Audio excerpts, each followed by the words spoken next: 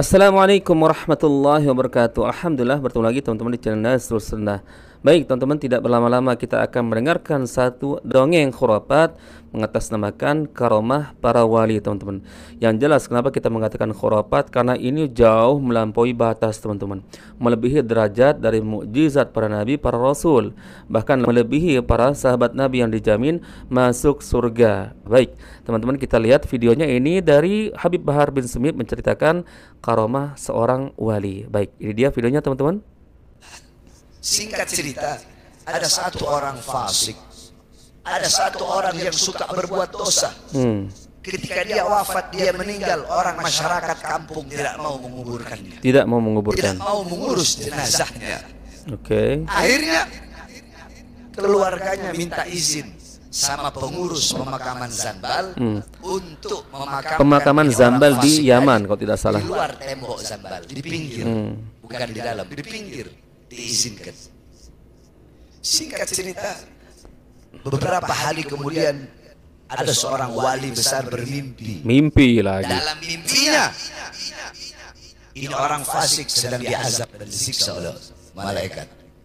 Diazab, disiksa oleh Allah. Ketika dia sedang diazab, sedang disiksa, dia menjerit, dia teriak.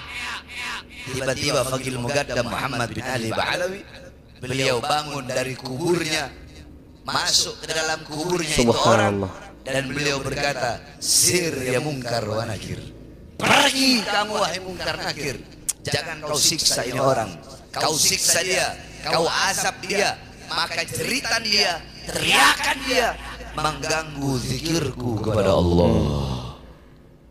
Munkar Nakir pergi.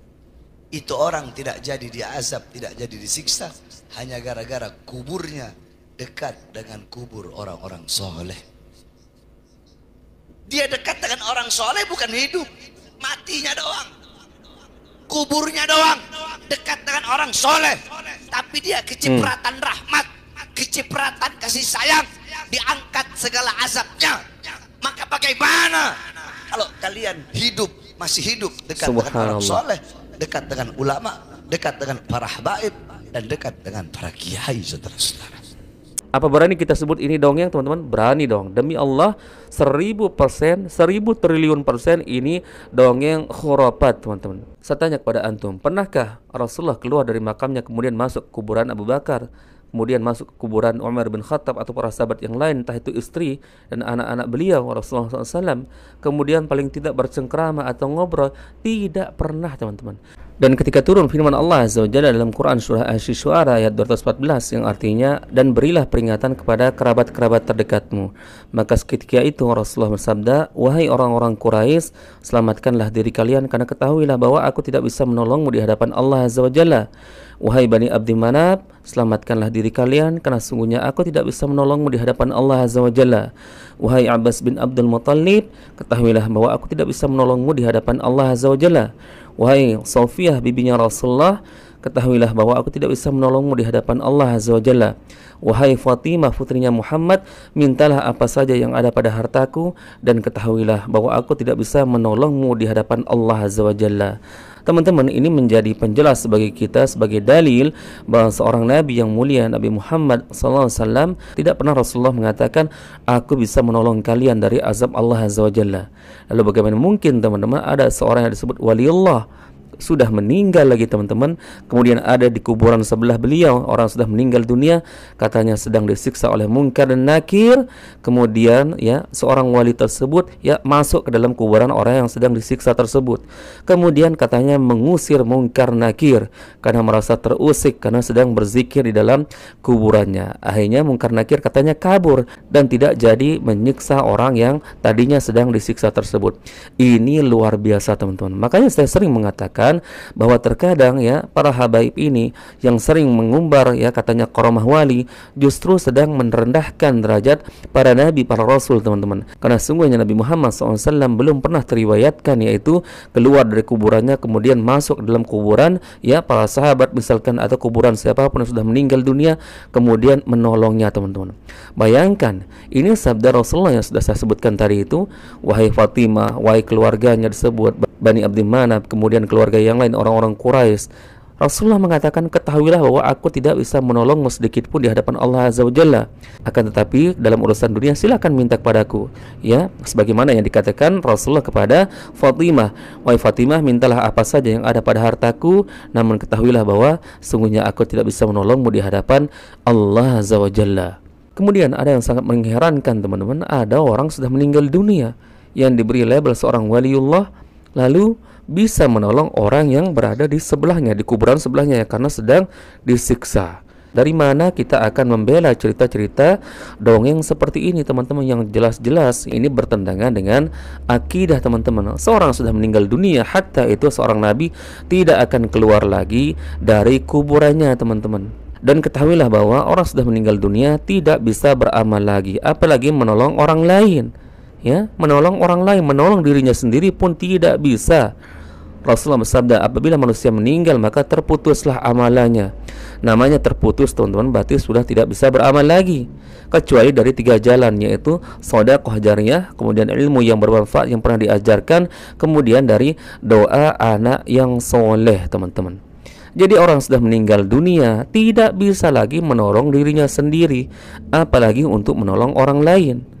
Maka jelas teman-teman, tidak ragu lagi, 1 triliun % saya katakan bahwa cerita yang disampaikan oleh Habib Bahar bin Smith ini adalah sebuah kedustaan, meskipun dia hanya sekedar menyampaikan, ya, meskipun dia hanya sekedar menyampaikan atau misalkan mengambil rujukan dari sebuah kitab. Akan tetapi seharusnya seseorang, baik itu ustadz, kiai, para ulama, habaib, ketika akan menyampaikan sebuah cerita, ya, kisah, maka harus disesuaikan dengan Al-Quran dan Sunnah. Jika ini bertentangan teman-teman, maka jangan diceritakan. Apalagi ini jelas-jelas teman-teman bertentangan dengan dalil bahwa orang sudah meninggal dunia tidak bisa menolong dirinya sendiri, alias orang sudah meninggal dunia tinggal menerima balasan, entah itu balasan baik ataupun buruk dari Allah Azza wa Jalla atas apa yang pernah dia lakukan selama di dunia. Antum perhatikan Quran surah Al-Mu'minun ayat 99 sampai ayat ke-100. Allah berfirman, hatta idza jaa ahadahumul maut qala rabbirji'un la'alli a'malu salihan fima tarak kalla innaha kalimatun huwa qailuha wa min waraihim barzakhun ila yaumi yub'atsun. Sampai datang kematian kepada salah seorang di antara mereka, maka mereka mengatakan, ya Tuhan kami, kembalikanlah kami ke dunia agar kami bisa melakukan amal soleh atau kebajikan yang dahulu kami tinggalkan. Ini permintaan orang yang sudah meninggal dunia teman-teman, yaitu ingin dikembalikan ke dunia untuk beramal soleh, mengerjakan kebajikan yang dahulu pernah dia tinggalkan. Akan tetapi tidak bisa, karena Allah mengatakan kalla, ya, sekali-kali tidak. Itu adalah ucapan dari lisan mereka. Dan ketahuilah bahwa di hadapan mereka ada barzakh, ada pembatas teman-teman. Jadi orang sudah meninggal dunia tidak bisa keluar lagi dari kuburannya. Lalu jangan berdalil mengatakan jika Allah berkehendak semua bisa terjadi. Itu dalil bodoh teman-teman. Bukan seperti itu cara berdalil. Cara berdalil itu cari dari Al-Quran dan Sunnah, ya, cari dari penjelasan para ulama, ya. Apakah ada dalil orang sudah meninggal dunia bisa keluar dari kuburannya? Apalagi orang sudah meninggal dunia bisa menolong orang yang sudah meninggal dunia lagi. Coba cari dalilnya. Jangan berdalil dengan mengatakan jika Allah berkehendak maka bisa saja semua terjadi. Kalau antum berdalil seperti itu, maka terlalu banyak orang-orang akan mengarang-arang cerita teman-teman. Dan bisa saja teman-teman, saya juga akan mengarang cerita untuk membalas dongeng antum. Ya, coba seandainya saya mengatakan saya tadi malam pergi ke langit, lalu antum tidak percaya, lalu saya mengatakan jika Allah berkehendak apa yang tidak bisa terjadi? Ya, antum kan sebagian berdalil seperti itu. Ya, saya banyak membaca di kolom komentar teman-teman. Kadang saya sempatkan untuk membaca di kolom komentar, meskipun tidak semua saya baca. Kadang-kadang ketika kita mengungkap yaitu kedustaan mengatasnamakan karamah para wali, lalu orang-orang ini mengatakan di kolom komentar tidak ada yang mustahil jika Allah Azza wa Jalla berkehendak. Teman-teman, saya ingin mengatakan di sini tidak ada yang meragukan kehendak Allah, tidak ada yang meragukan kuasa Allah Azza wa Jalla. Akan tapi Allah pun sudah menurunkan Al-Quran, menurunkan sunnah Nabi sebagai hujjah. Maka ini kita bantah teman-teman dengan dalil. Lalu orang-orang ini dengan seenaknya mengatakan kalau Allah berkehendak tidak ada yang mustahil. Bukan seperti itu cara berdalil. Harusnya ketika antum mau membenarkan cerita tersebut, cari dalilnya di Al-Quran dan Sunnah. Apakah ada yang mendukung cerita tersebut? Kalau tidak ada, maka itu adalah cerita yang batil teman-teman. Dan bagaimana mungkin itu terjadi kepada seorang yang diberi label wali memiliki karamah, sedangkan para nabi, para rasul pun tidak pernah mendapatkan keistimewaan seperti itu. Pernahkah antum mendengar yaitu Nabi Nuh alaihissalam yang dikabarkan bahwa istri dan anaknya di neraka jahanam, lalu kemudian ketika disiksa anak dan istrinya, kemudian Nabi Nuh alaihissalam keluar dari kuburannya, kemudian masuk ke dalam kuburan istri dan anaknya, kemudian mengusir Munkar Nakir yang sedang menyiksanya. Pernahkah antum mendengar cerita seperti itu? Tidak pernah, teman-teman. Ya, ini saya berikan antum contoh dari seorang nabi, seorang rasul. Lalu bagaimana mungkin ada orang yang derajatnya jauh lebih rendah, teman-teman? Derajatnya jauh lebih rendah dari para nabi, para rasul, bahkan mungkin tidak sebanding derajatnya dibandingkan dengan Imam Bukhari, Imam Muslim, Imam Syafi'i rahimahullahu taala. Lalu di sini dia membuat-buat kedustaan dengan cerita-cerita dusta, karamah melebihi mukjizat para nabi, para rasul, teman-teman. Sudah meninggal dunia, lalu bisa menolong orang yang meninggal dunia juga yang ada di sebelahnya. Apalagi statementnya mengatakan mengusir Munkar Nakir. Akhirnya orang yang disiksa tersebut tidak jadi disiksa. Ini luar biasa karamah dusta. Ini asli khurafat, teman-teman. Dan tidak bisa kita diamkan hal-hal seperti ini, teman-teman. Harus kita ungkap, harus kita bongkar.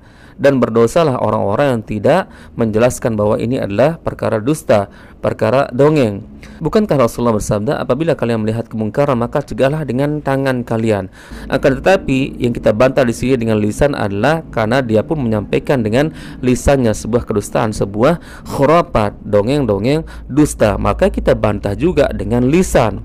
Dan karena ini tersebar di media sosial, teman-teman, dan sudah banyak orang-orang yang melihatnya, ribuan bahkan mungkin jutaan, ataupun membenarkan, maka kita juga bantah melalui media sosial dengan harapan orang-orang yang sebelumnya pernah melihat apa yang menjadi statement orang-orang ini yang menyebut karamah, kedustaannya terhadap dongeng-dongeng tersebut, teman-teman, juga bisa tercerahkan atas izin Allah Azza wa Jalla. Maka sekali lagi, teman-teman, saya ingin mengatakan di sini bahwa dongeng-dongeng seperti ini adalah dongeng-dongeng kedustaan, teman-teman.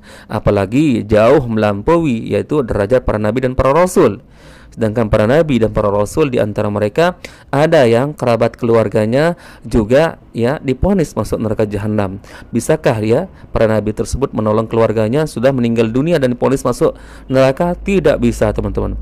Apalagi sekelas orang yang disebut seorang wali, seorang habib yang memiliki karamah, tentu lebih tidak mungkin lagi, tentu lebih tidak mampu lagi, teman-teman. Nah, semoga teman-teman ini bisa menjadi pencerahan bagi kita semua dan berhati-hati mengambil rujukan dalam ilmu agama kita, teman-teman. Barakallahu fikum. Semoga video ini bermanfaat.